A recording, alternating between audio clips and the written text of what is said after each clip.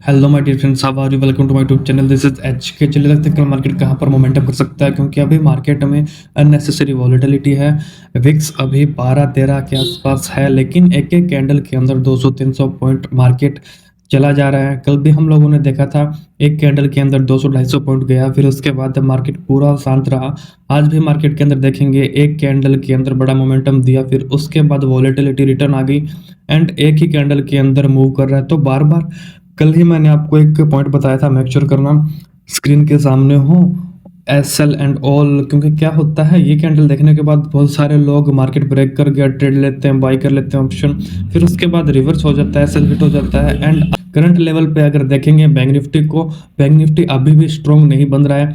Nifty इतना strong है, उतना बैंक निफ्टी स्ट्रॉन्ग नहीं है। अगर हम देखेंगे समय अराउंड इस लेवल के आसपास 48,000 राउंड लेवल 40 फिर से गिरा था 48,000 से, तो कहीं ना कहीं 48,000 से नीचे मार्केट ट्रेड कर रहा है। हायर हाई नहीं बना रहा है, जो प्रीवियस स्विंग था उसके नीचे अभी ट्रेड कर रहा है। अभी हम लोग देखेंगे क्लोजिंग एक एडआईसी दिया था, गैप अप खुला था, फिर उसके बाद साइडवेज गया था, फिर उसके बाद सेलिंग आई, फिर इसी रेंज के अंदर क्लोज कर दी।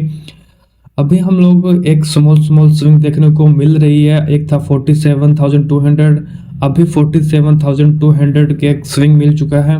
मार्केट हायर साइड 47,600, इसका मतलब 47,500 के आसपास ये रिजेक्शन हुआ है, यहाँ से ब्रेकडाउन हुआ है और इसके नीचे कहीं पे क्लोज दिया है।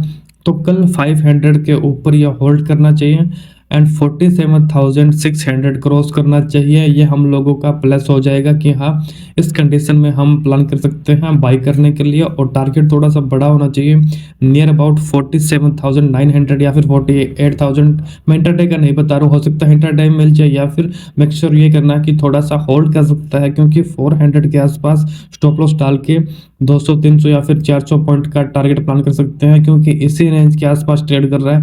आज भी रेंज के अंदर था एंड 47,600 क्रॉस करेगा तो 500 लेवल क्रॉस किया, फिर 600 यहाँ पे क्रॉस किया, इसका मतलब सस्टेन कर रहा है और फिर ऊपर की तरफ ये मूव कर सकता है और ट्राई करेगा 48,000 के आसपास जाने के लिए। तो 47,900 का हम लोग टारगेट रख सकते हैं। व्हाट इज अगर गैप डाउन खुला, अगर गैप डाउन खुला तो फिर chances are very high market यहाँ से और डीप करेक्शन कर सकता है कल अगर गैप डाउन खुला, क्योंकि मार्केट में बायर्स बहुत टाइम तक होल्ड नहीं कर सकते हैं।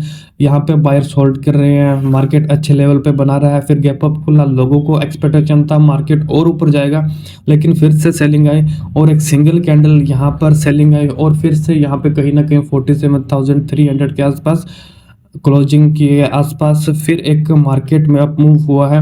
तो डेफिनेटली जितने लोग यहाँ पे बाई कर रखे होंगे तो ये एक्सपेक्ट कर रहे होंगे कल थोड़ा सा गैप अप खुले या फिर फ्लैट खुल के इस लेवल को होल्ड करके 47,000 को 300 के एनीथिंग बिलो 47,300 लुक लाइक एक बेरी सिनेरियो।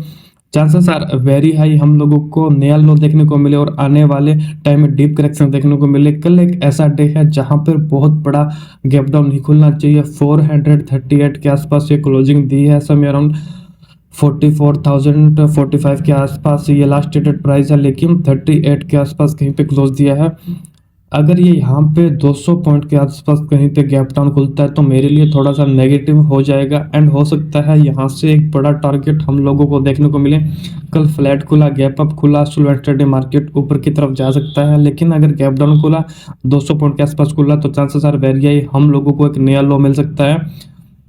हो सकता है कल वॉलेटिलिटी हो जाए, लेकिन आने वाले टाइम में हम लोगों को एक अच्छा मोमेंटम मिल सकता है। मैं इंट्राडे का नहीं बता रहा हूँ, क्योंकि जिस सिनेरियो में ट्रेड कर रहा है हम लोग इधर 48,000 प्लान कर सकते हैं या फिर 47,000 के नीचे या फिर इस जोन के आसपास ओपन होके होल्ड करना चाहिए। आने वाले टाइम में ये सारे लेवल देखने को मिले, या फिर गैप डाउन खुल के 1 या 2 दिन वेट करता है फिर ब्रेक डाउन करता है तो भी एक अच्छा मोमेंटम मिल सकता है। कल अगर गैप डाउन खुला तब हम लोग प्राइस एक्शन देख के ट्रेड कर सकते हैं। चलिए अब हम निफ्टी देख लेते हैं। निफ्टी मॉर्निंग आवर में बहुत ही अच्छे लेवल में ओपन हुआ था, इन द सेंस यहाँ पे मैंने कल भी आपको एक पॉइंट बताया था, 4-5 कैंडल ग्रीन बन चुकी है, फिर गैप अप खुलता है तो एक क्वेश्चन चेंज हो जाता है, क्योंकि जितने लोग यहाँ पे खरीद के रखे होंगे हो सकते हैं थोड़ा सा नेगेटिव बना, वो लोग प्रॉफिट का बुकिंग करना स्टार्ट करेंगे। प्रॉफिट बुकिंग करने के लिए आया ये गैप बहुत अच्छे लेवल पे था, गैप फिल किया। यहाँ पे गैप फिल करते हैं के साथ यहाँ पे एक बाय का मोमेंटम बना, फिर पॉज बना, फिर एक सिंगल कैंडल पे यहाँ पे मूव किया, 21,600 के आसपास मूव किया, फिर ये रिवर्सल हो गया, रिवर्सल होके मिडिल पे कहीं पे क्लोज किया है।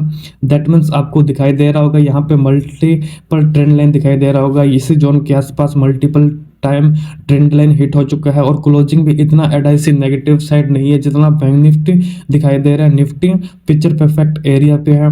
कल अगर पॉजिटिव में खुलता है, इस जोन के आसपास कहीं पे खुलता है, तो फिर ये ब्रेकआउट करने के लिए ट्राई करेगा एंड 21,600 या फिर 780 800 के आसपास हमको टारगेट मिल सकते हैं। तो हम लोगों का प्लान यही रहेगा, गैप अप खुला या फिर फ्लैट खुला, it's a positive sign.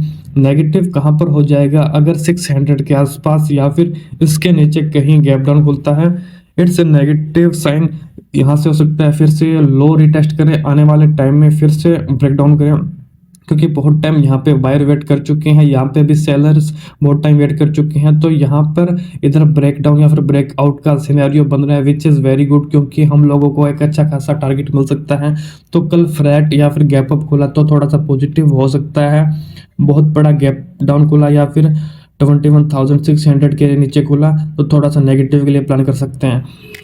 I hope आपको सारे पॉइंट समझ में आ गए होंगे। अभी के लिए फ्रेंड्स इतना ही, थैंक यू।